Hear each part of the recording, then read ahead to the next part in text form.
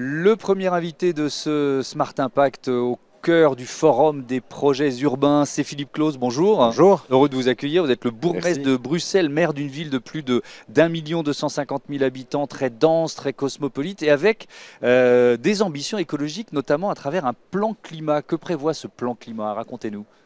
L'idée derrière, à travers 400 actions qui ont été concertées non seulement avec les services, mais aussi avec les habitants, avec un peu tout le monde, c'est de voir comment chacun peut contribuer. Alors ça paraît un peu bateau de dire ça, mais la première chose, c'est de sensibiliser les gens. On le voit, malheureusement, il y a encore des gens qui doutent, des gens qui pensent que ce n'est pas nécessaire, et de montrer surtout qu'il y a une dynamique positive.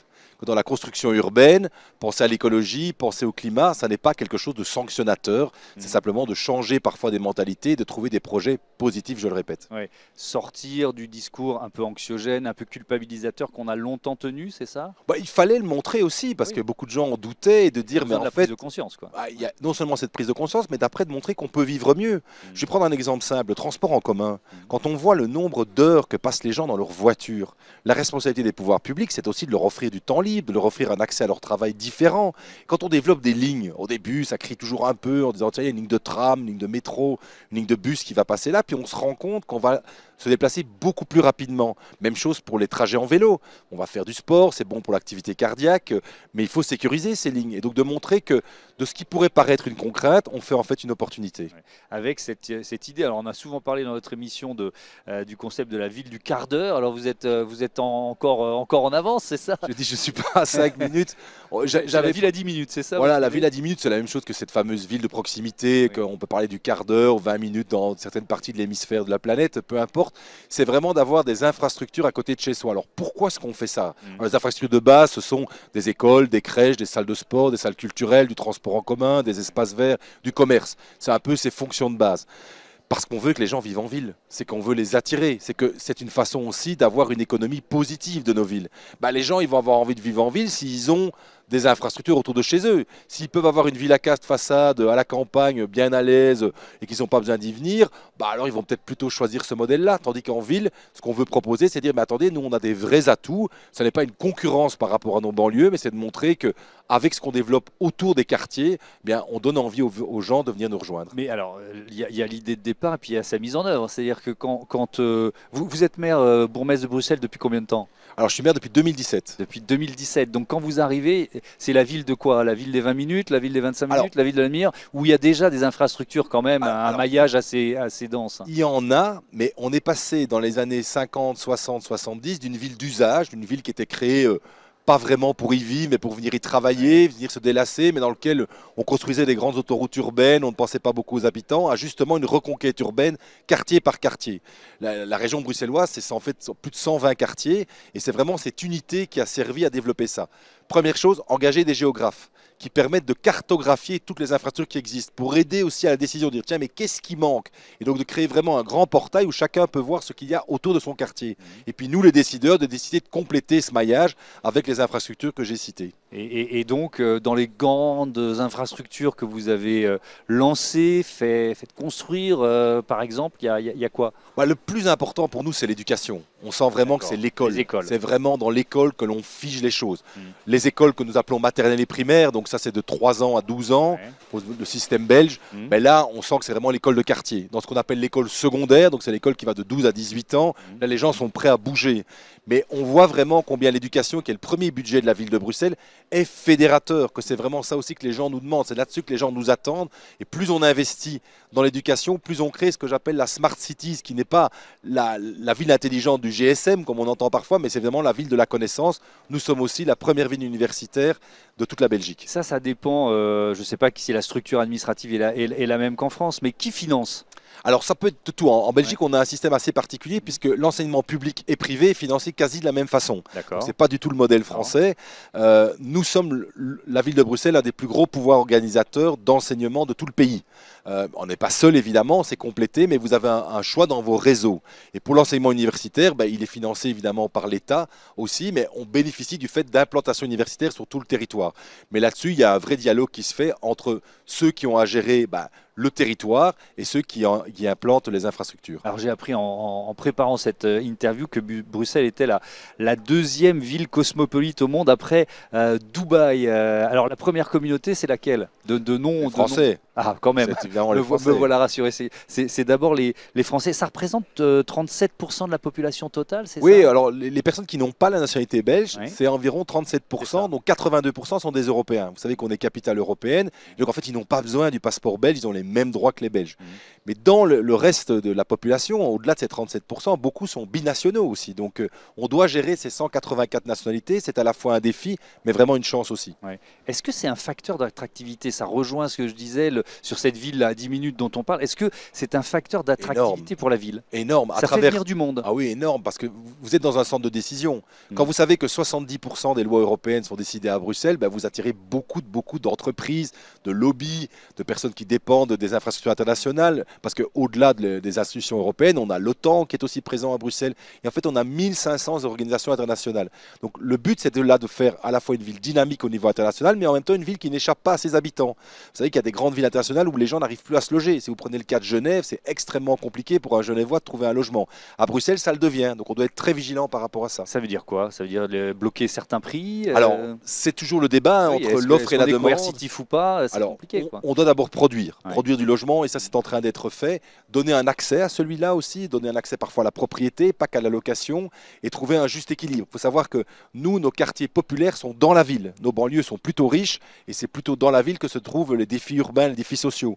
Et donc c'est de trouver ce juste équilibre pour que la ville n'échappe pas à ses habitants, mais aussi convaincre ce qu'on appelle les expatriés, mais qui en fait restent toute leur vie à Bruxelles. Donc 2 tiers des fonctionnaires européens restent à Bruxelles après leur retraite, de dire mais vous êtes partie du projet urbain, parce que parfois ils ont un peu l'impression qu'ils sont là en transit. Ouais. Bah non, au bout de quelques années, en fait, arrêtez de croire que vous allez repartir, vous allez rester parmi nous. Mais ça veut dire justement, on est au forum des projets urbains, que à quel point vous associez les habitants, qu'ils soient belges, binationaux ou étrangers, à ces projets. C'est-à-dire que c'est très vertical, c'est le plus horizontal possible. Comment vous avez Alors, intégré cette dimension? c'est toujours un mix des deux. Bah oui. D'abord, au niveau de la démocratie représentative, bah, chez nous, le vote est obligatoire. En Ouais. Belgique, c'est une spécificité, il n'y a pas beaucoup de pays qui ont ça. Sauf pour les personnes qui ne sont pas belges, mais qui peuvent s'y inscrire très facilement. Malheureusement, 16 à 17% seulement des expatriés participent au vote aux élections municipales, pardon, Ouais.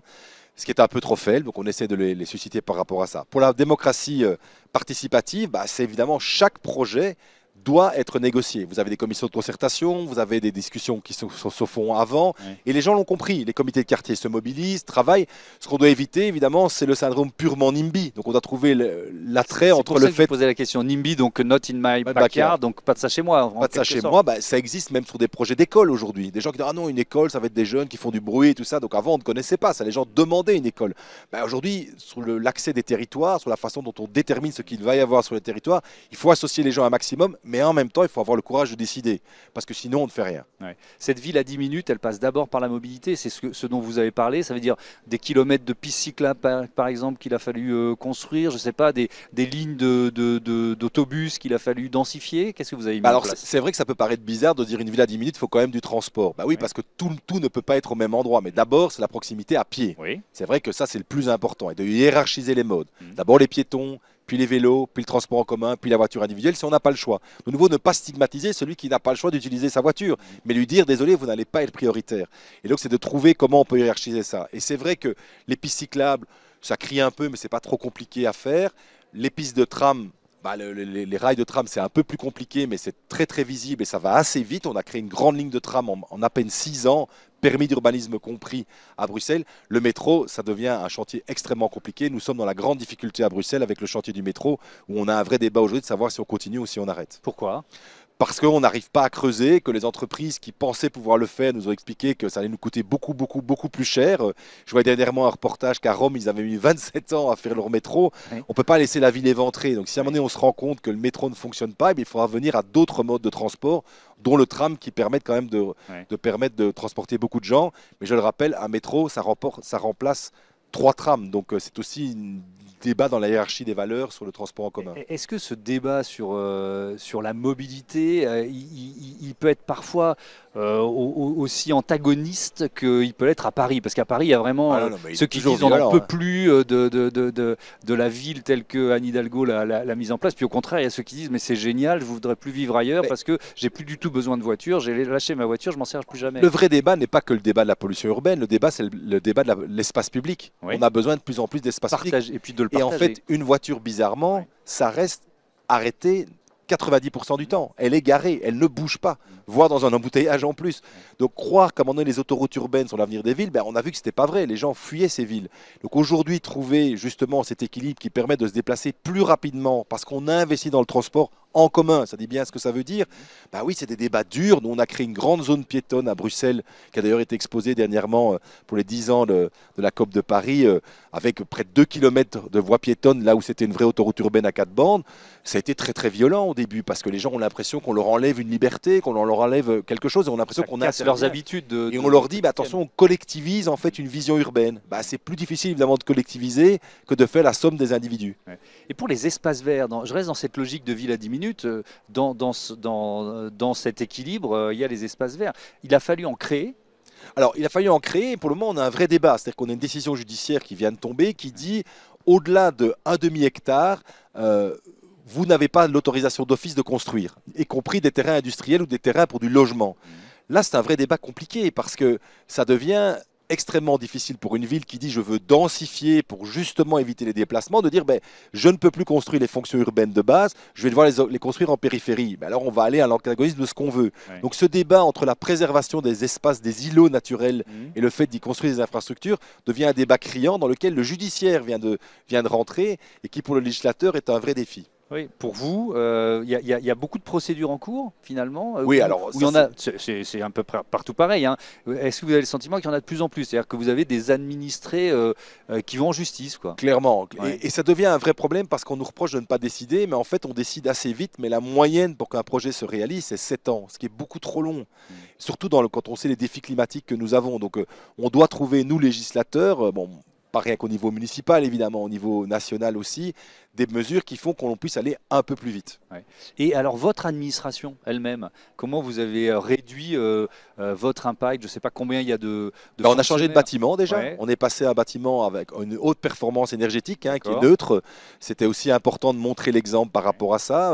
On a travaillé sur les flottes de vélos, on a travaillé sur l'abonnement évidemment gratuit, l'abonnement en transport en commun. On a travaillé sur toute une série de choses, sur le déplacement de notre personnel. Une partie en télétravail aussi qui fonctionne pas si mal, hein, franchement, qui est vraiment quelque chose où on avait les pires craintes de dire tiens, est-ce que ça va être aussi efficace? Ben oui, ça fonctionne le télétravail. Donc pas de retour en arrière sur le télétravail, parce qu'on pour le moment on est à 2 jours semaine sur pays 5 et honnêtement on a une souplesse. Et alors la clé pour ça c'est d'avoir un bâtiment hyper connecté. Évidemment, si chaque fois que vous devez faire une connexion ça met 10 minutes, ça va énerver tout le monde. Mais voilà, les habitudes changent. C'est vrai qu'on a utilisé la crise du Covid pour tester de nouvelles choses et elles sont plutôt dans une dynamique positive. Est-ce que vous avez le sentiment d'être pionnier ou est-ce que finalement vous dites on va juste dans le bon sens, quoi? Non, je pense que les maires dans le monde, ils se parlent beaucoup. Honnêtement, il y a pas mal de forums comme ça. Et d'ailleurs, qu'ils soient de gauche ou de droite, ils ont vite un peu les mêmes problèmes. Alors, ils n'ont pas toujours les mêmes solutions, mais ça se parle beaucoup. J'étais dernièrement à un forum à Genève pour l'ONU avec les maires d'un peu partout, là, du monde entier. Et très vite, on parle des mêmes choses, des congestions urbaines, des problématiques de logement, des problèmes de sécurité, des problèmes de propreté, des problèmes d'éducation. Et donc, c'est plutôt d'aller prendre les bonnes idées un peu partout, d'où l'importance de ce genre de forum pour justement échanger. Se dire, tiens, je n'avais pas pensé à ça, comment est-ce qu'on va résoudre? Par exemple, un des grands problèmes urbains, ça va être l'énergie. Comment est-ce qu'on produit l'énergie aussi dans nos centres urbains? Puisqu'on l'a vu avec la crise en Ukraine, la production énergétique va être un des vrais défis. Donc, je ne dirais pas qu'on veut être un modèle absolu, on veut être plutôt un laboratoire qui concentre une série d'idées. Ouais. Il y a des bonnes idées là, récentes que vous avez picorées chez des collègues en Europe ou ailleurs dans le monde, en disant tiens, ça c'est une bonne pratique, ça marche, et donc je vais le faire chez moi à Bruxelles. Je pense que par exemple, le fait de mettre des infrastructures comme des bibliothèques, comme des lieux des universités dans des quartiers populaires, c'est vraiment quelque chose qui fonctionne. C'est-à-dire que de mettre un peu la connaissance là où on ne l'attend pas, de mettre des clusters d'entreprises. Par exemple, on a créé toute une cité des médias autour des pôles de télévision et d'avoir vraiment là-bas les écoles en même temps que les studios de production de cinéma, les studios de télé, d'avoir des vrais clusters urbains où on crée des quartiers dédicacés à certaines fonctions. C'est intéressant. Merci beaucoup. Merci à vous. Philippe Close, et bon forum des projets urbains ici à Paris. Notre Smart Impact continue. On va parler logement tout de suite.